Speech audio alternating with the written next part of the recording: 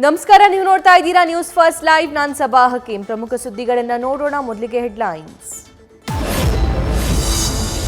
ಲೋಕ ಕದನದ ಹೊತ್ತಲ್ಲಿ ಅನಂತಕುಮಾರ್ ಹೆಗಡೆ ಸಂವಿಧಾನ ತಿದ್ದುಪಡಿ ಮಾತು. ಸಂಸದನ ಹೇಳಿಕೆಗೆ ಬಿಜೆಪಿ ನಾಯಕರಿಂದಲೂ ವಿರೋಧ. ಅನಂತ ವಿವಾದದಿಂದ ಅಂತರ ಕಾಯ್ದುಕೊಂಡ ರಾಜ್ಯ ಕಮಲ ಪಡೆ.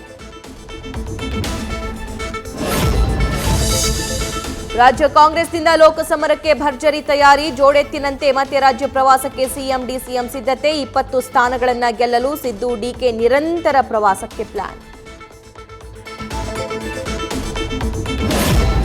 ಲೋಕಸಭಾ ಚುನಾವಣೆಗೆ ಕಾಂಗ್ರೆಸ್ನಲ್ಲಿ ಟಿಕೆಟ್ ಫೈಟ್. ಬೆಳಗಾವಿ ಕ್ಷೇತ್ರದಿಂದ ಮೃಣಾಲ್ ಹೆಬ್ಬಾಳ್ಕರ್ ಹೆಸರು. ಚಿಕ್ಕೋಡಿ ಕ್ಷೇತ್ರದಿಂದ ಪ್ರಿಯಾಂಕಾ ಜಾರಕಿಹೊಳಿ ಕಣಕ್ಕಿಳಿಯೋ ಮಾತು.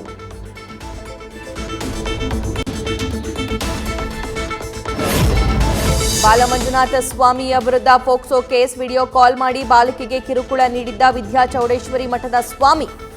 ನ್ಯೂಸ್ ಫಸ್ಟ್ಗೆ ಸ್ವಾಮಿಯ ವಿಡಿಯೋ ಕಾಲ್ ದೃಶ್ಯ ಲಭ್ಯ.